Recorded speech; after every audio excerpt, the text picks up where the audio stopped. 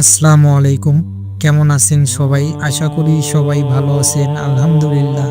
আজকে আমি আপনাদেরকে শিক্ষা দেব আপনারা কি করে দূর থেকে অতি সহজে সুলেমানি তন্ত্র ক্রিয়ার মাধ্যমে যে কোনো ব্যক্তিকে বশীকরণ করতে পারেন। এটি নিজের জন্য করতে পারেন, অন্যকেও করে দিতে পারেন।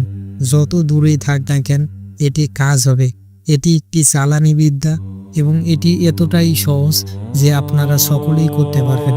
আপনারা যারা দীর্ঘদিন ধরে অনেক রকম বশীকরণ করেছেন, কোনোটাতেই কোনো ফল পান নাই, তাদের জন্যই খাস করে আজকের এই বিদ্যাটা।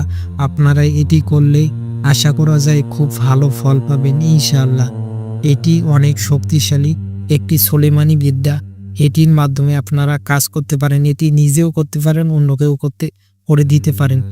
এটি ছেলেরা শুধু মেয়েদের উপরেই প্রয়োগ করতে পারবে। এখন সে মেয়ে হোক আপনার প্রেমিক প্রেমিকা অথবা স্বামী স্ত্রী, যে কেউ হোক না কেন তাকেই করতে পারবেন। কিন্তু এটা ছেলে মেয়েকে করতে পারবে, মেয়েরা ছেলেকে করতে পারবে না, বা ছেলে ছেলেকে করতে পারবে না। তো এই বশীকরণটা আপনারা স্বামী স্ত্রী বা প্রেমিকার ক্ষেত্রে ব্যবহার করতে পারেন। সবচেয়ে ভালো কাজ হয় আপনার যদি পূর্বে কারোর সাথে প্রেম ভালোবাসা ছিল, সেটা বিচ্ছেদ হয়ে গেছে, সেই ক্ষেত্রে সবচেয়ে ভালো কাজ করবে। তার চেয়েও ভালো কাজ করবে আপনার স্বামী স্ত্রীর ক্ষেত্রে।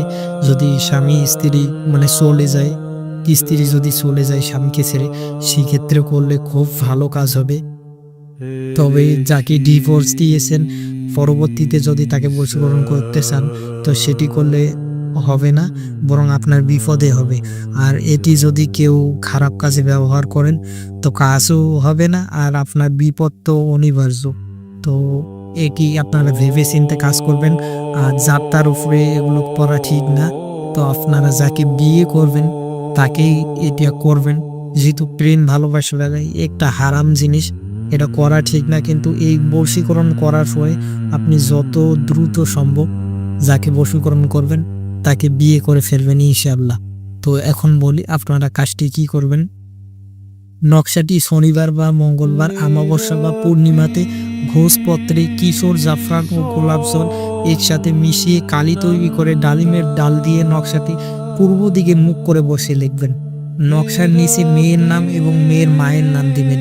এভাবে আপনারা 3টা নকশা লেখবেন। আমি নিয়মটা আবার বলতেছি, যে নকশাটি আমি দিয়েছি, নকশাটি শনিবার বা মঙ্গলবার, অমাবস্যা বা পূর্ণিমাতে ভোজপত্রে কিশোর, জাফরান ও গোলাপ জল একসাথে মিশিয়ে কালি তৈরি করে ডালিম গাছের ডাল দিয়ে নকশাটি পূর্ব দিকে মুখ করে বসে লিখবেন। নকশার নিচে মেয়ের নাম এবং মেয়ের মায়ের নাম দিবেন। এভাবে 3টা নকশা লিখবেন। 3টা নকশা লেখার পরে আপনি একটু আটা গুলাবেন। আটা গুলিয়ে 3টা নকশা 3টা আটার গুলিতে ভরবেন। 3টা আটার গুলাতে ভরিয়ে আপনি সেই নকশাটা কোনো মাছওয়ালা পুকুরে, অর্থাৎ আবার বলি, আপনার নকশাটি শনিবার অথবা মঙ্গলবার, অমাবস্যা অথবা পূর্ণিমাতে গোলাপ জল ও জাফরান কালি একসাথে মিশিয়ে ডালিম গাছের ডাল দিয়ে পূর্ব দিকে মুখ করে বসে ভোজপত্রে আপনারা নকশাটি লিখবেন। লেখার পরে একটু আটা গোলাবেন, গুলিয়ে সেই আটার ভেতরে 3টা নকশা ভরবেন। আলাদা আলাদা করে 3টা আটার গোলা বানাবেন। গোলা বানিয়ে 3টা গোলার ভেতরে 3টা নকশা ঢুকিয়ে দেবেন। এরপর আপনি কোনো একটা মাছওয়ালা পুকুরে যাবেন। মনে রাখবেন, পুকুরে যত বেশি মাছ থাকবে তত বেশি কাজ হবে। তো আপনার একটা কোনো মাছওয়ালা পুকুরে যাবেন, যে পুকুরে মাছ আছে।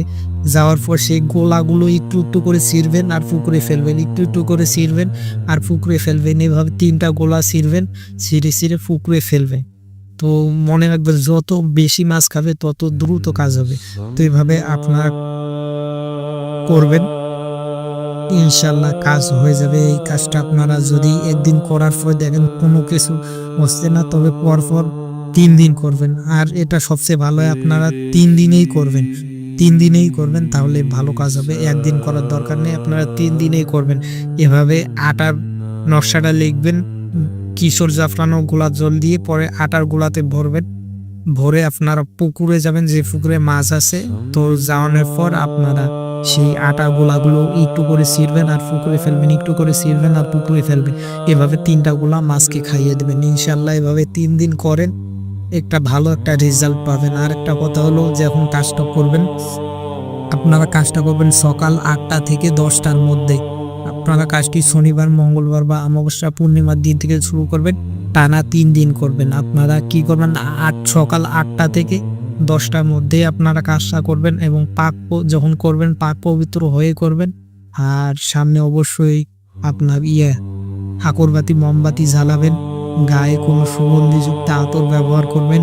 এভাবে আপনারা কাজটা করুন, ইনশাআল্লাহ আপনারা নিজেও করতে পারেন, অন্যকেও করে দিতে পারেন। তবে কেউ খারাপ উদ্দেশ্যে করলে কাজ হবে না এবং আমারও অনুমতি থাকবে না। আর একটা কথা, যে কাজ করতে চান, যারা এই বিদ্যা দিয়ে কাজ করতে চান, তারা অবশ্যই ভিডিওটা 100 জনের কাছে শেয়ার করবেন, ভিডিওতে লাইক কমেন্ট করবেন।